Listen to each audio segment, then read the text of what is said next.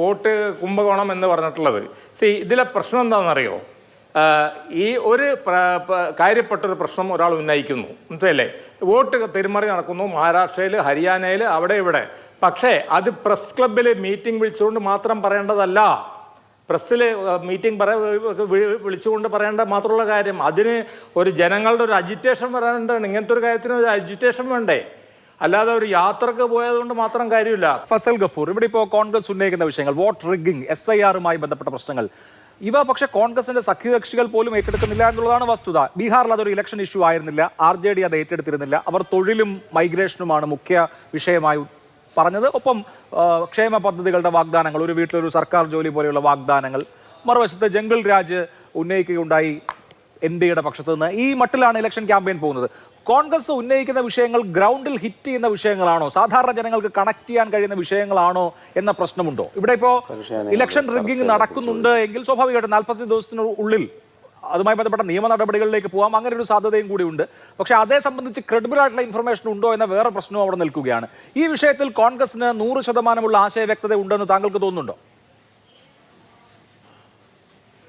അല്ല, ആദ്യം ഞാനൊരു കാര്യം പറയാം. ഞാൻ ലിജു പറഞ്ഞതിനോട് യോജിച്ചുകൊണ്ടൊരു കാര്യം പറയാൻ ആഗ്രഹിക്കുകയാണ്. ഈ മുഖ്യമന്ത്രി, അതായത് ബീഹാർ മുഖ്യമന്ത്രിയുടെ മഹിളാ റോസ്ഗാർ യോജന അനുസരിച്ചിട്ടാണ് 10,000 രൂപ കൊടുത്തിട്ടുള്ളത്. ഞാൻ അതിൻ്റെ വെബ്സൈറ്റിൽ പോയി നോക്കി. അത് ആർക്കാ കൊടുക്കണമെന്നറിയോ? സെൽഫ് ഗ്രൂപ്പുകൾ ഉണ്ടാക്കിയിട്ടുള്ള വ്യക്തികൾക്ക്, വനിത എല്ലാവർക്കും കൊടുക്കണം, വനിതകൾക്ക് കൊടുക്കും. അതെങ്ങനെയെന്ന് രസം എന്നറിയോ? നിങ്ങൾക്ക് സെൽഫ് ഗ്രൂപ്പിൽ ചേരാൻ പറ്റുമോന്ന്, ഇത്ര ദിവസത്തിനുള്ളിൽ നിങ്ങൾ ചേരാമെന്ന്. അതിൻ്റെ അർത്ഥം എന്താ? അവർക്ക് ഇഷ്ടമുള്ളവരെ ചേർക്കാമെന്നല്ലേ? ഒന്ന്. രണ്ടാമത് 10,000 അല്ല പ്രോമിസ്, 10,000 തൊട്ട് 2 ലക്ഷം രൂപ വരെ. അപ്പം 10,000 വാങ്ങിച്ചിട്ട് പ്രോഗ്രസ് എത്തിയിട്ടില്ലെങ്കിൽ നിങ്ങൾക്ക് അതിൽ നിന്ന് പിൻവാങ്ങാം. 2 ലക്ഷം സ്വീകരിക്കണ്ട, 10,000 പോക്കറ്റിലിടാം, വേറെ പരിപാടി നടക്കണമെന്നില്ല. അപ്പം തീർച്ചയായിട്ടും അതിലൊരു കുംഭകോണം ഞാൻ കാണുന്നു.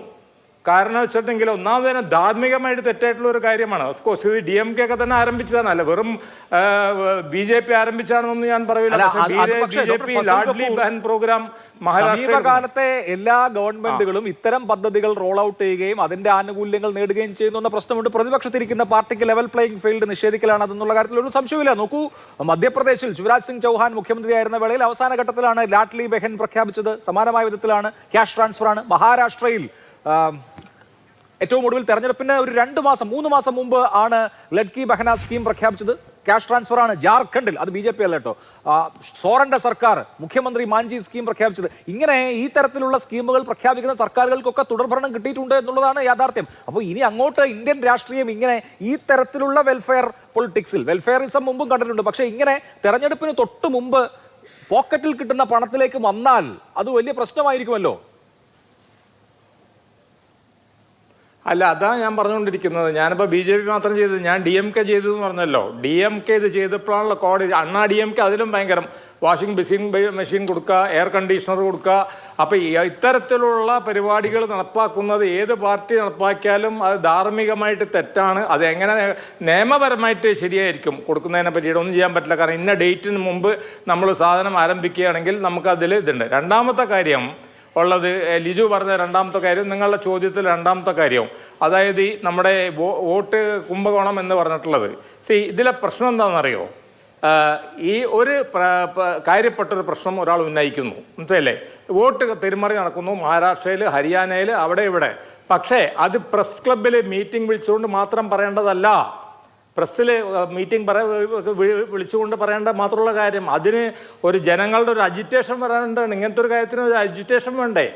അല്ലാതെ ഒരു യാത്രക്ക് പോയതുകൊണ്ട് മാത്രം കാര്യമില്ല. കാരണം ഞാനൊരു കാര്യം പറഞ്ഞുതരാം. 1973 ഞാൻ ബീഹാറിൽ പഠിക്കുമ്പോഴാണ് സമ്പൂർണ്ണ ക്രാന്തി നടപ്പാക്കുന്നത്. അന്ന് ബീഹാറിലെ ജഗന്നാഥ് മിശ്ര, അബ്ദുൽ ഗഫൂർ ഗവൺമെൻറ്റുകൾ, കോൺഗ്രസിൻ്റെ, ആ ചിമൻഭായ് പട്ടേലിൻ്റെ ഗവൺമെൻറ് ഗുജറാത്തിൽ, ഈ ഗവൺമെൻറ്റുകൾക്കെതിരായിട്ട് ജയപ്രകാശ് നാരായൺ സമ്പൂർണ്ണ ക്രാന്തി എന്ന് പറഞ്ഞിട്ട് കംപ്ലീറ്റ് ബീഹാർ സ്തംഭിച്ചു. 1.5 കൊല്ലം കോളേജുകൾ അടിച്ചിടേണ്ടി വന്നു. അത്തരത്തിലുള്ള വലിയൊരു സംഭവമാണ് അവിടെ ഇറക്കിയത്. അപ്പോൾ ഇത് അജിറ്റേഷൻ. നമ്മളൊരു കാര്യം ഉന്നയിക്കുമ്പോൾ നമ്മൾ അതിൻ്റെ ഒരു അന്തിമമായിട്ടുള്ള ഒരു സ്റ്റേജിലോട്ട് എത്തിക്കണ്ടേ? അല്ലാതെ നമ്മളൊരു കാര്യം ഉന്നയിക്കുക, പ്രസ് മീറ്റിന് കാര്യം ഉന്നയിക്കുക, അല്ലെങ്കിൽ മാധുവിനെയും നമ്മുടെ അഭിലാഷിനെയും വിളിച്ചുകൊണ്ട് ഇത് ഉന്നയിക്കുക, പിന്നെ നമ്മളെ കാണാതെ ഇരിക്കുക. അങ്ങനെയല്ലല്ലോ, ആ യാത്രക്ക് പോയിട്ട് കാര്യമില്ലല്ലോ. You have said that there is a serious crime in the history of India's democracy എന്നൊരാൾ പറയുമ്പോൾ he should have a follow up action. His party also should have a follow up action to prove that. അതിന് പകരമായിട്ട് അത് അപ്പോൾ പറഞ്ഞുകൊണ്ട് പിന്നെ വേറെ കാര്യങ്ങളിലോട്ട് പോയി കഴിഞ്ഞാൽ തീർച്ചയായിട്ടും ക്രെഡിബിലിറ്റീനെ ബാധിക്കൂലേ? ഏതായാലും ആ മാറ്റർ ഇപ്പോൾ നമ്മൾ തർക്കിക്കേണ്ടതല്ല. അതൊക്കെ കോടതിയിൽ പോകേണ്ട മാറ്ററാണ്, സുപ്രീം കോടതിയിൽ പോകേണ്ട മാറ്ററാണ്. അതുകൊണ്ടാണ് ജയിച്ചതെന്നോ തോറ്റതെന്നോ ഞാൻ പറയുന്നില്ല. ഒരു കാര്യം കൂടെ ഞാൻ പറയാം. അതായത് കോൺഗ്രസിനെ സംബന്ധിച്ചിടത്തോളം ഏറ്റവും വലിയൊരു പിഴവ് പറ്റിയത് എവിടെയാണെന്നും കൂടെ പറഞ്ഞുകൊണ്ട് ഞാൻ അവസാനിപ്പിക്കുക. അതായത് Nitish Kumar came out of the NDA. അങ്ങനെ അദ്ദേഹം ഉണ്ടാക്കിയതാണ് ഇന്ത്യ അലയൻസ്. ഇന്ത്യയുടെ പേര് വരെ കൊടുത്തത് നിതീഷ് കുമാറാണ്.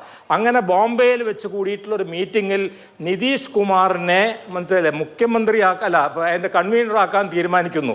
പെട്ടെന്ന് അതിൽ എൻ്റെ ഓർമ്മ ശരി വെച്ച് മമതാ ബാനർജിയും TR ബാലുവും കൂടെ എഴുന്നേറ്റ് നിന്ന് അതിനെ എതിർക്കുമ്പോൾ നിതീഷ് എന്ത് പറയുന്നു, എനിക്ക് നിങ്ങൾ സംസാരിക്കുന്ന ഭാഷ മനസ്സിലാക്കുന്നതല്ല, please I don't know the languages in which you are speaking, hence I am leaving the meeting എന്ന് പറഞ്ഞിട്ട് അദ്ദേഹം ഇറങ്ങിപ്പോയി NDAയിൽ പോയി. അന്ന് അദ്ദേഹത്തിൻ്റെ വോട്ട് കോൺഗ്രസിനെയും RJDയുടെയും കൂടെ ആയിരുന്നെങ്കിൽ 30 MP ഇങ്ങോട്ട് വന്നേനെ. ഇന്നത്തെ ഈ BJP ഗവൺമെൻറ് ഉണ്ടാവുമായിരുന്നില്ല. അപ്പോൾ പൊളിറ്റിക്കൽ, അപ്പോൾ രണ്ട് കാര്യം നമ്മൾ മനസ്സിലാക്കി. എന്താണ് ഒറ്റ വാക്ക് തീർന്ന് അതായത് ഫസ്റ്റ് ഓഫ് ഓൾ നമ്മൾ social engineering, political engineering, financial engineering and communal engineering ഇതെല്ലാം കൂടെ കൂടിയിട്ടാണ് ഇത് വരുന്നത് ഏതൊരു രാഷ്ട്രീയ പാർട്ടിയായാലും. അപ്പൊ അതാണ് എന്റെ അഭിപ്രായം ഈ കാര്യത്തെ പറ്റി. ശരി, ഓക്കെ. എന്തായാലും അന്നിപ്പോ നിതീഷ് കുമാർ ഇന്ത്യ മുന്നണിയിലായിരുന്നെങ്കിൽ ഒരു പക്ഷേ രാജ്യത്തിന്റെ ഭാഗതയം തന്നെ മാറിപ്പോയനെ. ബീഹാറിൽ നിതീഷ് എവിടെ നിൽക്കുന്നു അവിടെ വിജയം എന്നുള്ളതാണ് കഴിഞ്ഞ 20 കൊല്ലത്തെ എങ്കിലും ചരിത്രം.